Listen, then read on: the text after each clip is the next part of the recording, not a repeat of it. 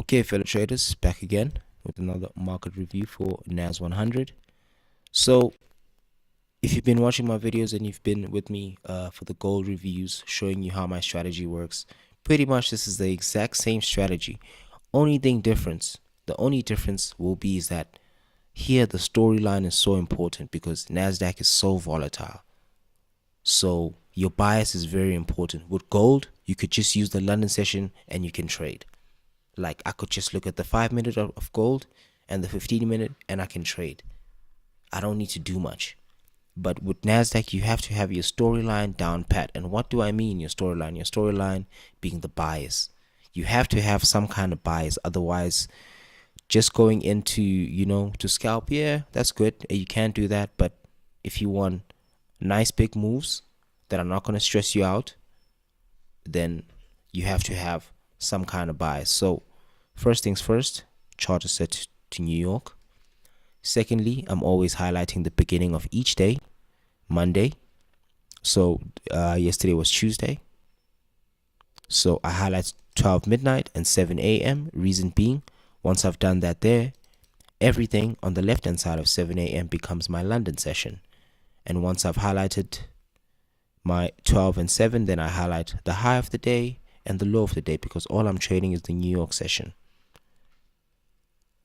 Once I've highlighted that, I'm highlighting any fair value gaps that stick out, and I did have this fair value gap here highlighted, but when price just slides through a fair value gap or some breaker that I've highlighted, if it just slides through and treats it like it's nothing there, then I remove it. Because why?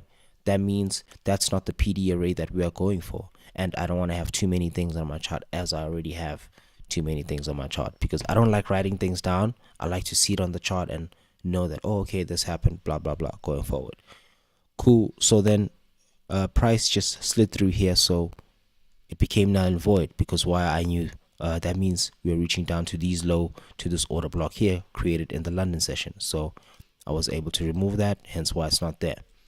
So once you have your lows, have your highs, have your fair value gaps and your breakers highlighted, you wait for the New York session. But most importantly, as I said, the storyline is so important. If you do not understand that we are currently bearish, or the best moves that were available are going to be bearish. Reason being, so this is my strategy. If we sweep an old high and we create a breaker, I'm going to highlight the break of that move, and I'm also going to highlight the order block of that move. Because why? Anytime price comes to that break, it's going to give me a bearish signal. You see here, we retraced on Friday, high, low, high, break in market structure, quick retracement to the break. That's your signal. On the 5-minute chart, you could have fine-tuned that. There is a little fair value gap there. We enter, you aim for this low right here. With NASDAQ, something I've learned, you cannot be like on gold. I always say this, that you can't be greedy. On NASDAQ, it's even worse. You just got to be nimble because it just moves back in. Like I learned that the hard way. Anyway, you aim for you aim for there. So going into Monday's trading, I know that we are still bearish because why? On Sunday, we created this low. So Friday and Sunday's trading, I treat it as one day. So to me, this was one huge going down move. That's the high, this is the low. That's how I treat it for me. But they are 2 different days, but Friday and Sunday, same thing. But I like to highlight Sunday's trading so that I know that, oh, okay, so this is what happened. But the move, I treat it as one. So I know we have a high, right? I need to drag that out to the future. So if a high or low hasn't been hit, I keep dragging out to the future. Hence why you see all these lines. We created this low right there. Until we sweep this low, the only trades I am looking for are bearish. So price comes to this PD array right here, this breaker. I've highlighted it. And gives me what? All I want to see is a bearish signal. Right there. Gave us a breaker in the New York session. The break. Enter on the break. keep things simple. You could have zoomed this in to the 5-minute chart, but to keep it simple, to keep these videos short, what you see here on the 15-minute chart, same thing. Only thing, price is more fractal. So what can you do? Obviously, that means you can find a less risky move. Well, in this case, not, because why? We passed this break here. We did come in a little bit, but then if you understand how order blocks work, then you could have used this order block here or this one here, because this one is in this one, so it becomes like a propulsion. I'm not sure, but that's how I treat it, because it's in this one here. So boom, into that order block and aim for what?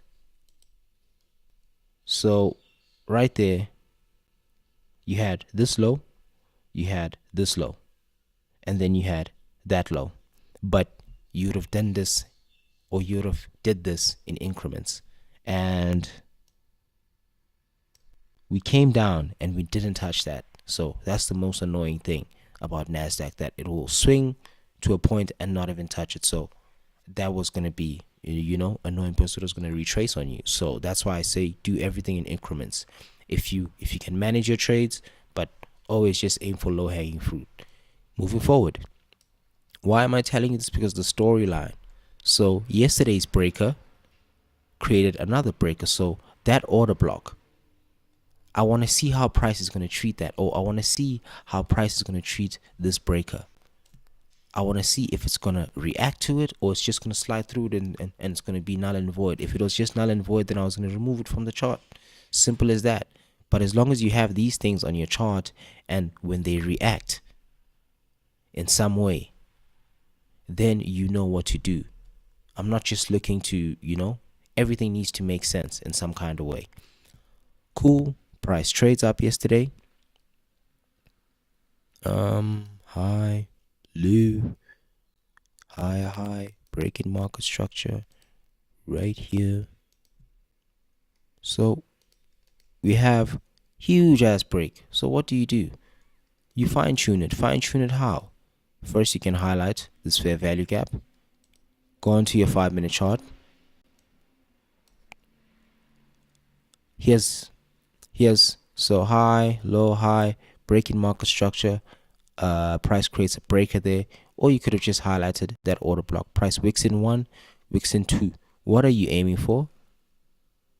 You're always going for what's right there. Obviously, when it came in the first time, you're going to be aiming for this.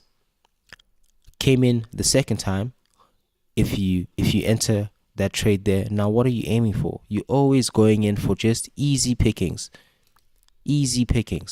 A low, or just a fair value gap to fill up. And then it comes back again. If you understand how to read price action, you could have entered this trade because there is a breaker there, and it's touching what? That same order block again. You enter, now you can aim for that low. And we hit it, we take out what? The low that was created on Sunday, creating a bullish breaker. So now, how would I know if we're being bullish? Obviously, it's how we treat this order block right here. It's all going to depend on how we treat this order block here.